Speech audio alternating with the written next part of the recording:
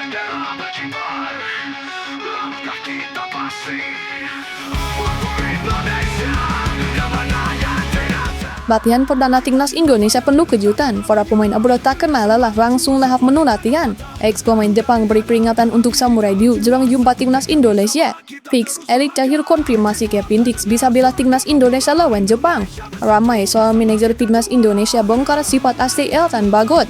Pengakuan jujur Messi udah juang hadapi Jepang dan Arab Saudi. Jadi, simak informasi selengkapnya sebagai berikut.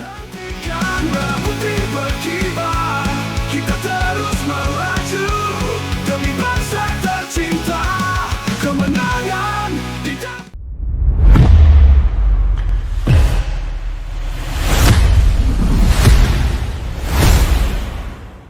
Semangat juang semarin tenang patah, Garuda di dada. Timnas Indonesia langsung menggelar latihan perdana usai para pemain berkumpul. Walau belum semuanya, para pemain terlihat sangat antusias pada sesi latihan kali ini. Pada sore hari tadi, pasukan Sintayong hanya menggelar latihan pemulihan di gym hotel. Namun, memasuki malam harinya, skuad Garuda menjalani latihan di lapangan Madia Senayan, Jakarta. Latihan kali ini dipimpin langsung oleh pelatih Sintayong beserta asistennya. Beberapa pemain terlihat masih belum hadir, di antaranya Messi, Kevin Dix, dan juga DIJ. Kejutan juga terjadi di latihan perdana kali ini, di mana para pemain yang baru tiba sore tadi, seperti Ragnar Oratmangun, Kelvin Verdong, hingga Eliano, secara mengejutkan langsung mengikuti sesi latihan.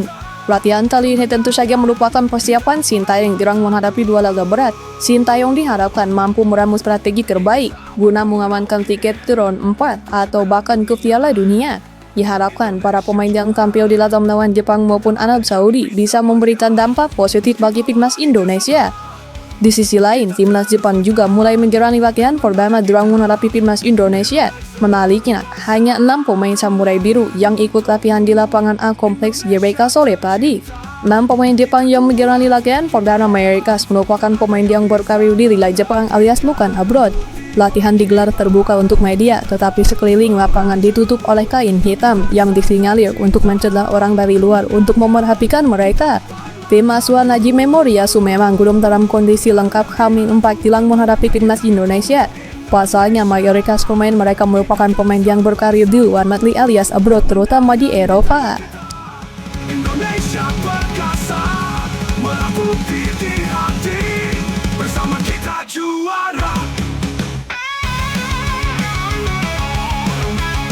Mantan kolega Virgil van Dijk, Maya Yoshida memberikan peringatan terhadap Jepang jelang melawan timnas Indonesia. Maya Yoshida adalah pemain yang sempat menjadi anggaran timnas Jepang dengan catatan 127 gol. Namun, ia sudah tidak dipanggil lagi usai Piala Dunia 2022 lalu. Di level klub, pemain berusia 36 tahun ini juga punya catatan apik dengan tampil di beberapa klub ternama seperti Southampton, Sampdoria, dan kini LA Galaxy. Pemain yang pernah berduet dengan Virgil van Dijk di Southampton ini juga ikut buka suara jelang Jepang melawan timnas Indonesia. Ia menyadari bahwa skuad Garuda telah banyak diperkuat pemain naturalisasi. Yoshida pun paham dengan situasi tersebut karena juga pernah berkarir di Belanda. Pemain berusia 36 tahun ini menjelaskan bahwa Jepang harus mewaspadai anak asuh Sintayong. Ia menegaskan pemain naturalisasi yang dimiliki timnas Indonesia punya kualitas apik. Walau begitu, Yoshida tetap percaya diri bahwa samurai biru yang dinahkodai Haji Memoriasu akan bisa memenangkan pertandingan. Sekarang ada banyak pemain naturalisasi di Indonesia. Naturalisasi berarti mengubah negara Anda. Karena Indonesia awalnya koloni Belanda, ada pemain dengan akar Belanda.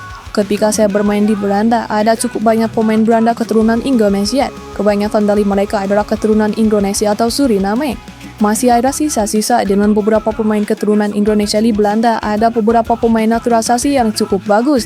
Jadi kita harus berhati-hati, tapi saya pikir kita akan menang. Jelas Maya Yoshida. Indonesia bersatu bersama kita juara. Garuda di dada, hati dan jiwa, satu tegak bersama kita terus melangkah. Dari tribun mendengar, sorakan mendengar, selalu tegak bersama kita. Ketua Umum PSSI Erick Thohir mengonfirmasi Kevin Dix turun tangan saat timnas Indonesia melawan timnas Jepang. Kevin Dix sudah resmi menyandang status TNI usai penampilan sumpah di Copenhagen, Denmark pada 8 November 2024 lalu.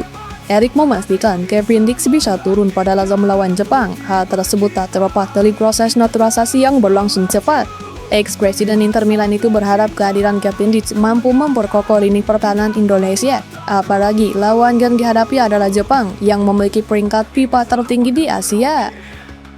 Alhamdulillah Kepindic akhirnya dipastikan dapat bermain memperkuat timnas Indonesia saat skuad Garuda menjamu Jepang. Terima kasih kepada Presiden Republik Indonesia Prabowo Subianto yang selalu mendukung sepak bola Indonesia. Harapannya tentu dengan kehadiran Kepindic lini pertahanan timnas Indonesia semakin tangguh. Dengan pengalamannya bermain di Liga Champions pastinya tidak diragukan. Jelas Erick Thohir. Tak ada yang bisa menghentikan putih berkibar. Kita terus melaju demi bangsa tercinta. Kemenangan. Pihak PSSI bereaksi usai timnas Indonesia pamer sanksi dari FIFA. Hal ini merupakan akibat dari pelanggaran yang terjadi di putaran ketiga kualifikasi Piala Dunia. Timnas Indonesia mendapatkan 4 hukuman dari FIFA. Pertama berupa teguran karena telat kick-off ketika menghadapi Australia. Gara-gara telat kick-off lagi suatu melawan Cina, pelanggaran terulang itu membuat timnas Indonesia didenda 178 juta. Lebih lanjut, manajer timnas Indonesia Sumarji dan asisten pelatih Sintayong Kim Jong-jin juga menerima hukuman dari FIFA imbas kontra Bahrain. Sumarji mendapatkan sanksi larangan menemani timnas Indonesia dalam satu pertandingan, sedangkan Kim Jong-kim 4 laga. Keduanya sama-sama didenda 89 juta. Hal ini membuat anggota Expo PSSI Arya Sindulinga buka suara. Menurutnya PSSI akan melakukan perbaikan dan evaluasi. Kami mematuhi saja terhadap deadline yang diberikan oleh FIFA, apalagi memang kami perlu evaluasi dan perbaiki diri. Apa yang memang menjadi kesalahan-kesalahan kami, seperti telat kick-off dan sebagainya. Kalau ada ofisial kami, seperti Pak Sumarji itu, kami terima. Sebab memang kondisi pada saat itu, Pak Sumarji berusaha untuk menjaga, supaya jangan sampai pelatih timnas Indonesia yang terkena hukuman. Makanya kami terima sanksi dari FIFA. Ujar Sumarji.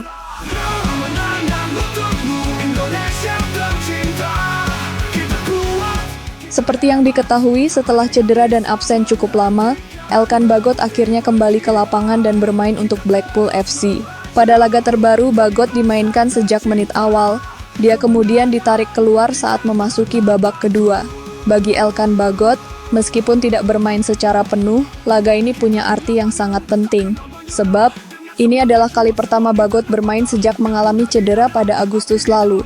Bagot belum mendapatkan banyak kesempatan bermain pada musim 2024-2025 ini. Dia baru dimainkan pada 2 laga liguan sebelum absen panjang karena cedera. Meski dinyatakan sudah pulih, nyatanya Elkan Bagot tetap tak dipanggil ke skuad Garuda. Masalahnya dengan Sintayong masih menjadi persoalannya. Banyak yang menduga jika Elkan Bagot terlalu egois dan tidak mau meminta maaf kepada Sintayong. Namun, hal itu dibantah oleh manajer timnas Indonesia Sumarji. Dia mengungkapkan jika Bagot salah satu pemain yang punya kepribadian yang baik itu di lapangan maupun di luar lapangan. Mulai kangen katanya nama Elkan Bagot. Elkan anak baik. Elkan anak baik. Saya sering bicara sama Elkan. Dia suka belajar bahasa Indonesia sama saya. Oh iya. Ya, saya masih sering cacatan.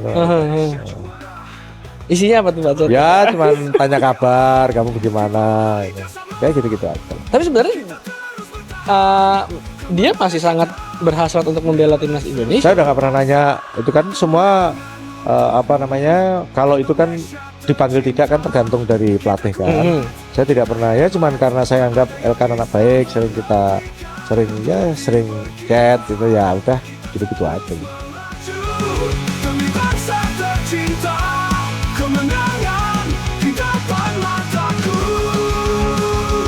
Garuda dianakku, kemenangan kita yaku untuk Indonesia. Akan tetapi, kabar terbaru menunjukkan bahwa Mesialges sudah sembuh. Pemain Rusia 23 tahun ini sudah tampil ketika FC Twente bersuajak Amsterdam. Kedati begitu, kabar apakah pemain keturunan Manado ini bisa bermain untuk timnas Indonesia ketika melawan Jepang masih simpang siur. Di sisi lain, Mesialges yang baru sembuh dari cedera mendapatkan kepercayaan bagaimana mengatur waktu istirahat, karena berikutnya, ia dijadwalkan melawan Jepang dan Arab Saudi. Anak dari Linda Tompeng ini justru memberikan jawaban mengambang. Ia tidak memberikan kepastian terkait hal itu. Mesialges mengatakan bahwa dirinya menjalani jadwal pertandingan yang padat, jadi harus berhati-hati jika ingin terhindar dari cedera. Ya, masih belum pasti apa yang akan saya lakukan. Saya mengalami masalah kecil, tapi hampir tidak ada yang terlewatkan. Banyak pemain Indonesia yang tidak bermain sebanyak kami di Twente atau dalam artian itu saya. Jadi kita harus pintar bermain dalam jangka panjang tanpa merusak tubuh kita. Jelas Mesiel Ges. Bersama kita terus melangkah. Timur terdengar sorakan menggema. Indonesia bersatu bersama kita juara. Kemenangan untukmu Indonesia tercinta. Kita kuat. Timnas Futsal Indonesia terus mendapatkan kabar baik. Usai menjadi juara FLAP Futsal 2024, Indonesia ditunjuk sebagai tuan rumah VLA Asia Futsal 2026. Konfederasi Sepak Bola Asia memilih Indonesia untuk menyelenggarakan VLA Asia Futsal 2026. Sebelumnya, Timnas Futsal Indonesia keluar sebagai kampiun VLA Futsal 2024 di Thailand. Indonesia mengalahkan Vietnam 2-0 di babak final. 2 gol Timnas Futsal Indonesia ke gawang Vietnam dibuat oleh Muhammad Saifullah pada menit ke-6 dan Muhammad Rizky Zafir pada menit ke-19.